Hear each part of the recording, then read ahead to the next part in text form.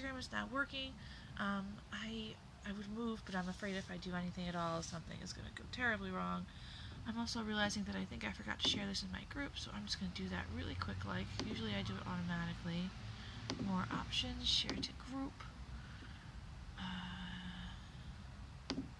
Okay, so here I am, and this is going to be my last live that I do before Maven. So I really wanted to go back into my Goddess Magic series and chat about the goddess Persephone today.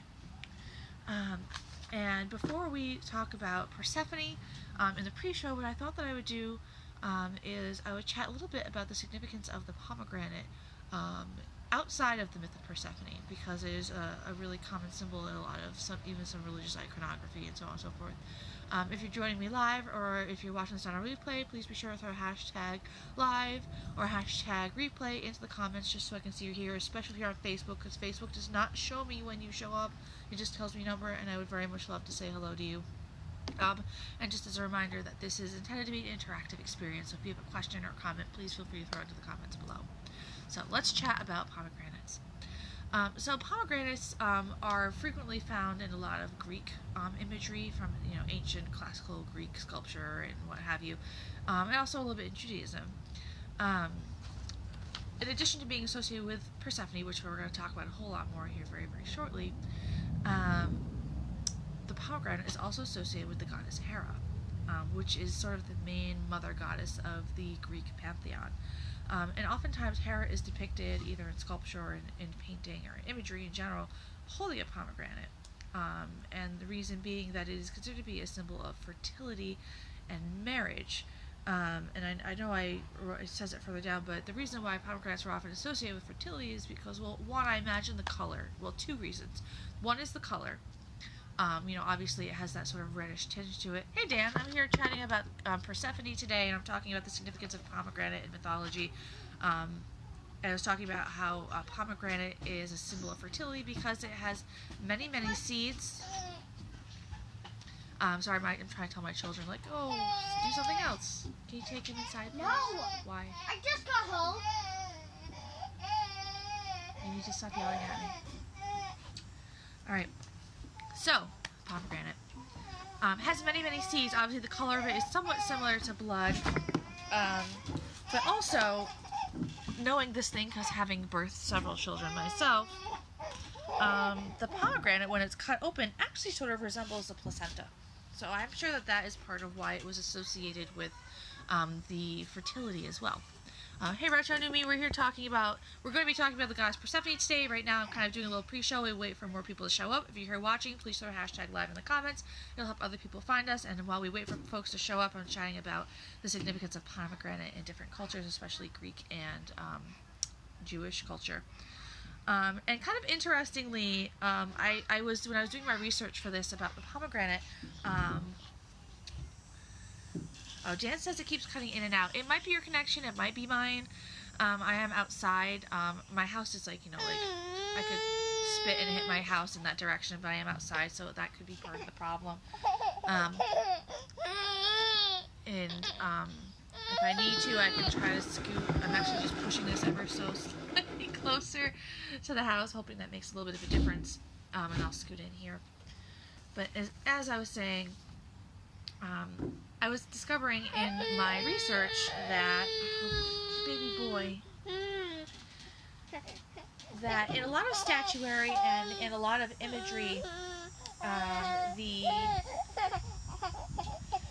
pomegranate was often mistaken for, or possibly used interchangeably with, opium poppy, which was really commonly used in Greek culture before its, of course, hallucinogenic properties. And I believe it was probably used for lots of different rituals, which was a big part of their culture. So a lot of people will say, oh, it's a pomegranate. Some historians will say, oh, it's an opium poppy. And it's almost impossible to tell a difference. Use your intuition if you're trying to decide. Pomegranate is also associated with Rhea, which is the Greek earth goddess. She's actually considered to be Hera's mother. So it makes sense that if it's associated with one, it's associated with the other. In Judaism, pomegranate was the fruit that was brought to Moses in order to demonstrate the fertility of the Promised Land. So even in, the Bible, we find the pomegranate representing fertility. It is also, even now, typical to eat pomegranate at Rosh Hashanah. I'm probably pronouncing that wrong. I'm not Jewish, so if I butchered that, I apologize. And again, it's a symbol of fertility. And even in Christianity, in religious iconography, the Mother Mary is often depicted holding a pomegranate, and again, a symbol of fertility. Often there it's in paintings where she's also holding the infant baby Jesus. Stop kicking me, please. And of course, in modern use, the pomegranate still does get used in Greek culture on a regular basis. It's often used to decorate tables at Christmas time. It's also broken on the ground at New Year's as a symbol, again, to try to have a symbolically fertile new year, tapping in the fertility symbolism. And pomegranates are often given actually as a housewarming gift. Excuse me. Daddy? He went to the store. I watch TV. Fine. What was I saying? If given a housewarming gift, again, to represent. Oh, hey, Onika. Just a reminder, if you're here joining me, please be sure to throw hashtag live, hashtag replay into the comments, either if you're watching it now or after the fact. But pomegranates were given as a housewarming gift. We're going to be talking about the goddess Persephone today. If you're just joining me, I was just going a little bit into the significance of pomegranate in other myths and cultures, in addition to the myth of Persephone. When they're used as a housewarming gift in modern Greek culture, pomegranates do, of course, represent fertility, as they do in every other iteration in which they're used, but they also represent abundance and good luck. So that's cool. So that said, it's been a few minutes, so let's launch into talking about the goddess Persephone, because that's what everybody came here for, and that's what I'm excited about. So Persephone in myth and ancient history. The myth of Persephone and Demeter and Hades, and in some versions Hecate, I like that version myself, is all part of something that was called the Eleusinian Mysteries, which was basically a rite that involved reenacting this myth, which I'm actually going to read to you very shortly here, in order to get an understanding of what it was like to die and move into the So I'm going to read it to you. Like I said, here there are multiple versions of it. This is a version that I found that I really liked. Corbin, you are very loud. Mama. Yeah, this is not ideal. This is a version that I really liked, and I actually edited the original version. I found a little bit to kind of echo that whole Hecate connection, because I like the idea of Demeter, Persephone, and Hecate being all in that myth together, because there are a lot of systems that put them as a triple goddess. I don't know if anybody can hear me over you, Thank you for that. Thank you for your contribution. Whereas Persephone being the maiden. Oh, hey, Freedom, we're here talking about the goddess Persephone today. I'm about to read the myth, and then we'll talk more about her. Persephone as the maiden, Demeter as the mother, and then Hecate as the crone. So I really like that kind of triad all together, so I like including them in one story. So that said, here is the myth of Demeter and Persephone. Alright. What do you want, little man?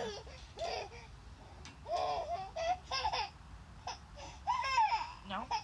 I can give you a boob again, but that didn't seem to make you happy. Hey, Danny Crystals, we're here to be talking about the goddess Persephone once I can get the baby placated here. There we go. Alright. I'm going to read you the myth of Persephone. Because I feel like this myth really is one of the things that people key in on a lot during the Maven season, because I talked about the Eleusinian Mysteries. There was the Greater Mysteries and the Mysteries. The Greater Mysteries were what took place right around this time of year in late September. And then the Lesser Mysteries were at Ostara. So the Greater Mysteries, it'll talk more about why here. But here is the myth of Persephone. So it says, once upon a time, Zeus, the king of the gods, was having an affair with the goddess of the harvest, Demeter. They conceived a beautiful goddess named Persephone, who was loved by all for her light-hearted kindness. Demeter was very protective of her daughter, keeping her naive to the ways of the world and dressing her as a child, even as she grew into a woman. She meant to keep her innocent and virginal forever, always by her mother's side. One day, Hades, the god of the underworld, happened to glance up at the world above and noticed Persephone playing with a group of nymphs in her fields. Now, the underworld was a dark, isolated place, and since it was Hades' job to judge the souls of all the dead, there was so much work to be done, and he hardly ever was able to see his family up in Mount Olympus. The other gods had grown to fear him, and the mortals hardly dared to utter his name. But Hades was a just god. However, he grew lonely and cold as he carried out his duties over the centuries. But as he observed Persephone, he was struck immediately by her beauty and her tenderness toward the nymphs. He ended up going back to watch her every so often, feeling his old heart soften each time. Finally, he roused himself to go to Olympus and asked Zeus for Persephone's hand in marriage. Zeus was pleased at this turn of events. Hades was the richest and most stable of all of the gods, not to mention powerful. Zeus gave his consent to the marriage. However, Hades knew Demeter, her mother, would never allow the union, so he decided to spirit Persephone away. Again, if you hear Judging Me Live, please feel free to throw a hashtag live, hashtag replay into the comments so I know that you're here, and it also helps other people find us. So one day when Persephone was alone in her fields, the ground suddenly split open and out sprung a huge chariot being pulled by black horses. Hades leaned over the side and scooped Persephone up, and before the girl could even scream, plunged back into the earth. Demeter quickly noticed her daughter was gone and searched frantically for help. But the only witness of this abduction was the goddess Hecate. When Demeter found her and heard what had happened, Demeter grew livid, vowing that the ground would never produce a stalk of wheat until Persephone had returned. Down in the underworld, Persephone was distraught. Hades was kind to her and showered her with gifts, but she missed her mother and the world above. Hades was saddened, but was also patient. He put Persephone's throne right next to his own, and unlike the other gods, allowed her equal rule alongside him. He treated her not as property, but as someone who could eventually become a friend. When Persephone suggested that another realm be made for the best mortal souls to go to, Hades made it for her. It was called Elysium, the underworld's heaven. Persephone felt conflicted. She missed her mother, but Hades was the only person who'd ever treated her like an adult. She was beginning to fall in love with him. One morning, Persephone went into the underworld's garden and was offered a pomegranate by the gardener. Up until that point, Persephone had resisted eating anything offered to her. She knew that if she ate any food from the underworld, she would be bound to it, the underworld, forever. But that morning, Persephone was so hungry she took the pomegranate and ate 6 of its seeds. Then, abruptly, Hermes, the messenger of the gods, appeared before her. He told her that Demeter had caused the earth to freeze and that no crops would grow. Mortals were dying in droves, and the only thing that would stop her was Persephone's return. Persephone reluctantly allowed Hermes to take her to Olympus, where Zeus and Demeter were having an argument. Zeus had promised his daughter to Hades without her consent, after all. Persephone tried to convince Demeter that she was all right and that Hades had been kind to her, but Demeter insisted that she had to come home, or else she would let every mortal on earth die in famine. Suddenly, the throne room darkened, and the gods turned as Hades stepped out of the shadows. He was holding the partially eaten pomegranate in his hand. Persephone has eaten the fruit of the underworld, Hades said coolly. She must return and rule it with me. While Demeter resumed her tantrum, Zeus considered Persephone quietly. How many seeds did you eat, daughter? He asked. Persephone told him, 6. Zeus stood up from his throne and the assembly quieted. Since Persephone has eaten 6 of the pomegranate seeds, I rule that she will spend 6 months of each year in the underworld with her husband and 6 months tending the mortal fields with her mother. Neither Demeter nor Hades were completely happy with this agreement, but Zeus had made it so. Every year, Persephone returned to the fields and restored them with Demeter, and when the time came, Hecate, the liminal goddess of in-between places, would guide Persephone back to the underworld to her throne.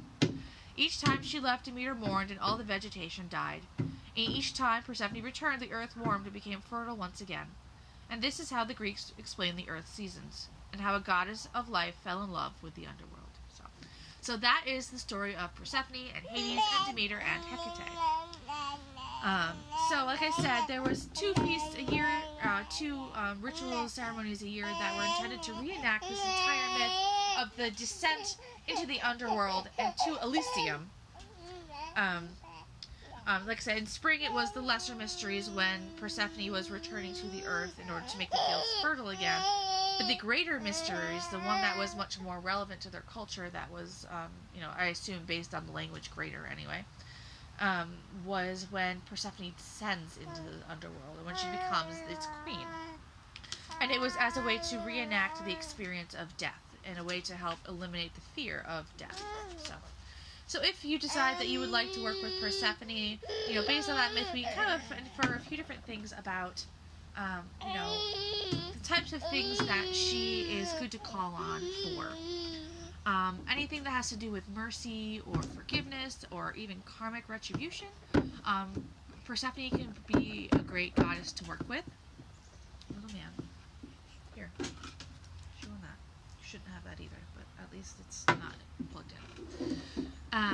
Now, it's often rumored in the literature that Persephone was actually a much more harsh judge of character than even Hades was. So if someone has wronged you legitimately, and they have, theirs coming, Persephone can be a great goddess to call upon to make sure that they get theirs. I just realized that this is still really low. Of course, and based on, when we talk about in the myth where Hades chose to make Persephone his equal, as an equal partner. Persephone, that means that we can kind of infer that Persephone is a great goddess to call upon when we are doing spells or rituals, or working towards finding healthy relationships, healthy partnerships. So that can be, anything from business to romance to friendship, any kind of relationship. But if you want it to be equal from both sides, Persephone is your girl.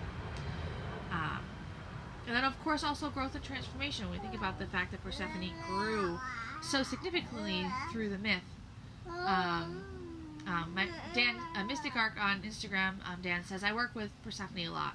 Yes. Big fan. So, as far as Persephone growth and transformation, she grew a lot throughout a goddess of losing virginity. I mean, sure. She's good with shadow work and therapy. That makes a lot of sense because she's working as an underworld. I was just about to say growth and transformation. You got ahead of me ever so slightly.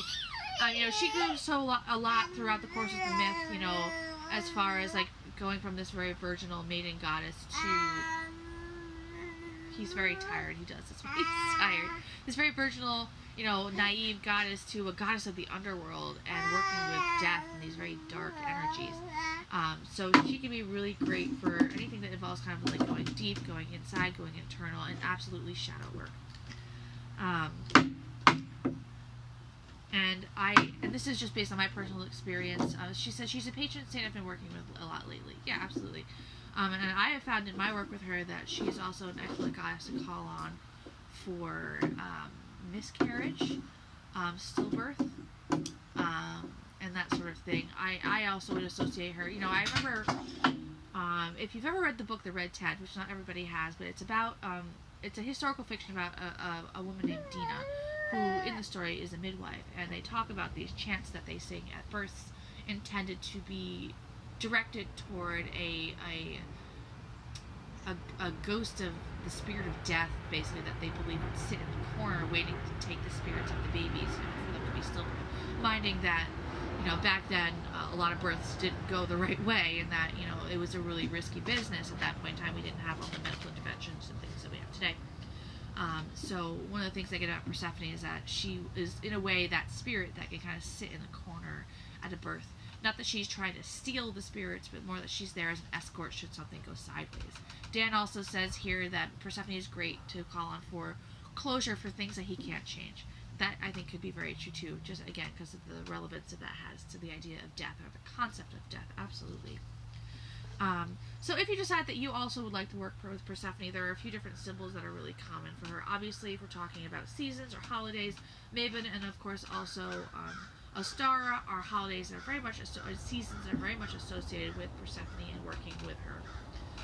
And then flowers, like if you're trying to build altars to Persephone and work with her, she's associated with flowers, because again, she's a flower maiden, but also a queen of the underworld. Corbin. Like that. So flower maiden, but also queen of the underworld. So she's also with flowers, flower crowns, waterfalls, rivers, and streams. I suspect, I'm only guessing that her association with water has to do with the fact that water was also often viewed as a sort of liminal in-between space. like an in-between, you know, our world and the spirit world. But if you're looking to work with certain plants or herbs or even scents that are associated with Persephone, and pomegranate, yes, that's I was gonna say. Obviously, pomegranate. Also, possibly poppy. And I put that in here because of the kind of correlation between pomegranate and poppy that you find in a lot of the imagery of the mythology. Also, daffodils or narcissus, water lily, and for scent, also vanilla and bergamot is another one that is really commonly associated with Persephone. Bergamot, if you're not familiar, is actually a citrus, so it's kind of lemony, citrusy. It's very pleasant, very light. And gemstones that are associated with Persephone include onyx, garnet, pink tourmaline, peridot, obsidian, and quartz. And then, of course, for colors, we have magenta, purple, green, and black. So, that said, now that I've come out with all of that, if you have any questions, feel free to pop them in the comments below. I would love to hear from you. And while you're doing that, I'm going to show off some of my, as best as I can, some of my Persephone-inspired goodies I have in my shop right now. If you are not yet a member of my email list, all of these things are 20% off. If you're interested, you can go to my website, or of course, you can always DM/PM me, depending on which platform you're on. But right now, because I have one hand kind of tied up, I can only show you a specific thing. So the first thing I will show you, this is actually a print of my Persephone. I call this, I think on my website, I call this either Queen Persephone or possibly the Descent of Persephone. I can't remember which now. But this is also the title page of my Crowning of Persephone ritual, which is also available in my shop right now. Back in like late last year, I worked with her for a little while, and I was really looking forward to getting to do this with her, and I love this Persephone piece. So if you love it, go check it out. This print is available. You can see it's on parchment style, cardstock. Lovely. Alright, I need to get my leg up so I can have my other hand. And I mentioned that Persephone is associated with flowers and flower crowns. And I mentioned that the name of my ritual is the Crowning of Persephone ritual. So one of the things that's part of my ritual bundle and my Maven collection is these Persephone flower crowns. So obviously we know that Maven is also the fall equinox, and this is the time of the year when both the day and the night are equal, which is why we have both the white and black flowers. Those are supposed to be representing the day and the night and how they are equal. And we have the branches to represent the barrenness of the underworld. I love these. They are super fun. I only have 2 of these left, so if you like them, be sure to grab yours real quick. Excuse me, sir. Excuse me, sir. Thank you very much. Thank you very much. Alright, and then I also, now that the baby is, oh my gosh, I'm going to put you down because you're being crazy and very cute. Go right here. So one of the things, I'm wearing a sweatshirt because it's a little chilly out here, but one of the other things I want to show you, so that Persephone print is also on t-shirts like this. This says Flower Maiden by day, Underworld Queen by night. It's that same image, just inverted in white. I love this. I'm a Gemini, so I love the whole dichotomy of Flower Maiden and Underworld Queen at the same time. I'm all about it. So you can get this t-shirt on my website right now as well. I'll get a little closer, let you see my boobs up close. There we go. Love. It sort of like embodies the whole Gemini spirit. Not that you have to be a Gemini to enjoy it, of course, but I love. Ooh. Oh my goodness, the baby's on the stairs. Hang on. Little man, I see you going down these stairs very, very well, but I would rather you did not. Please, thank you. Alright. So, anyway, sorry about that. And then I also want to show you, this is, I can only show you, this is my Queen Persephone Ritual Anointing Oil. You know, so the idea of Persephone is both Spring Maiden and also Underworld Queen. I tried to make this scent as sort of dual as possible. You know, we have these sort of high, fruity, florally notes, bergamot, for example. And then there's also kind of an undertone of sort of a musky scent to it too, which is quite lovely. Yeah, the musk kind of comes as a little bit of an after. It's really, really cool. And I don't know how well you can see, but inside there are rose petals and lavender buds. And, oh, it's actually, sorry, rose hip, rose petal, lavender buds. And then there is also onyx, which I mentioned here, black onyx, garnet, and peridot. So those are all some of the stones I mentioned earlier. It comes with this nice, pretty label. It tells you a lot of the things that are in it. Not everything, because it's a tiny sticker. It can only fit so many things. Hey, Pacific North Witch. I am here talking about the goddess Persephone today. I actually am wrapping up right now. But if you want to go back and watch from the beginning, you can. Right now, I'm showing off some of my Persephone goodies. So my Persephone oil, totally in my shop. This and this crown and the ritual itself come in that ritual bundle. So if you are interested, go check it out. 20% off when you sign up for my email list. And then the final thing I'm going to show off again. This is like the third week I've showed it off, but I am so in love with it that I ever so much would like more people to get to enjoy it. Baby, somehow managed to open this again. I locked this. Stop doing that. Okay. I'm going to move this chair out of the way. Stand up properly. Just moving that chair so you guys can see. This is my Queen Persephone scarf. So this is a design I created myself. And so you can, I don't know how well you can see, but in here there are skeleton hands, and there's an eye, and there's a skull in the middle, with missing at the jaw, which is why there's a jaw on the bottom. And the idea is that when you wrap this scarf around yourself, if I can get it up and over the crown, here we go. The idea being that the hands actually are embracing you, so it's like being held by the hands of death.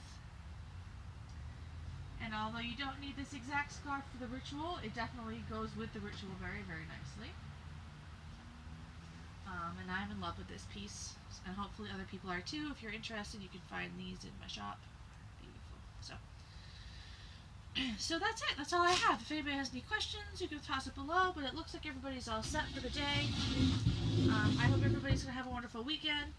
Mabon itself is, I believe, next Tuesday.